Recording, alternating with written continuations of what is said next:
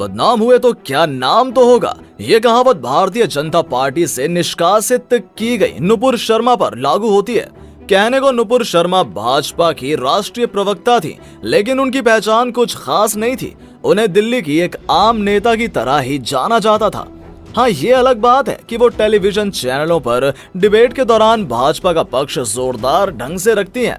आपको बता दें कि नुपुर शर्मा पर आरोप है कि उन्होंने इस्लाम के पैगंबर मोहम्मद साहब पर कथित तौर पर आपत्तिजनक टिप्पणी की थी। ज्ञानवादी विवाद को लेकर एक टीवी डिबेट के दौरान उन्होंने कहा था कि इस्लामिक धार्मिक किताबों की कुछ चीजों का लोग मजाक उड़ा सकते हैं। नुपुर ने कहा था कि मुसलमान हिंदू आस्था का मजाक उड़ा रहे हैं और दावा कर रहे हैं कि मस्जिद परिसर में मिली शिवलिंग एक फव्वारा है। आपको बता दें, नुपुर शर्मा के खिलाफ हैदराबाद, पुणे और मुंबई में धार्मिक भावनाओं को ठेस पहुंचाने के मामले में केस भी दर्ज किया गया है। उनकी इस टिप्पणी पर अरब देशों ने खासा नाराजगी जताई है, जिसके चलते भारत को कूटनीतिक मुश्किलों का सामना करना पड़ रहा है। नुपुर शर्मा के बयान पर विवाद बढ़ता देख बीजेपी ने बयान जारी किया। भाजपा की ओर से जारी बयान में कहा गया कि आजादी के 75वें साल में श्रेष्ठ भारत की भावना लगातार मजबूत हो रही है। हमारी पहली प्राथमिकता अखंड भारत और विकास है। देश की एकता बनी रहे, इसलिए हम लगातार काम कर रहे हैं। बीजेपी ने अपने बयान में कहा है कि भारत हजारों वर्षों के इतिहास में प्रत्येक धर्म फला फूला है। भाजपा किसी भी धर्म के किसी भी धार्मिक व्यक्ति के अपमान की कड़ी निंदा करती है। पार्टी उस विचारधारा के सख्त खिलाफ है जो किसी भी संप्रदाय या धर्म का अपमान करती है। बीजेपी ऐसे किसी विचारधारा का प्रचार नहीं करती।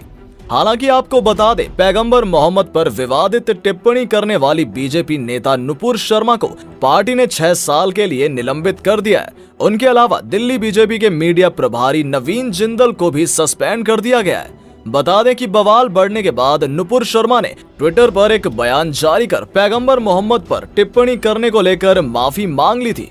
नुपुर शर्मा ने कहा, अगर मेरे शब्दों से किसी भी धार्मिक भावनाओं को ठेस पहुंचा हो तो मैं अपने शब्द वापस लेती हूं। मेरी मंशा किसी को कष्ट पहुंचाने की कभी भी नहीं थी। आपको बता दें, नुपुर शर्मा का जन्म 1985 में 23 अप्रैल के दिन भारत की राजधानी दिल्ली में हुआ था। ये जिस घराने में पैदा हुई थी वो काफी लंबे समय से बिजनेस से जुड़ा हुआ है। इनके पिताजी का नाम विनय शर्मा है। 37 वर्षीय नुपुर शर्मा ने अपनी प्राइमरी शिक्षा दिल्ली पब्लिक स्कूल से प्राप्त की है।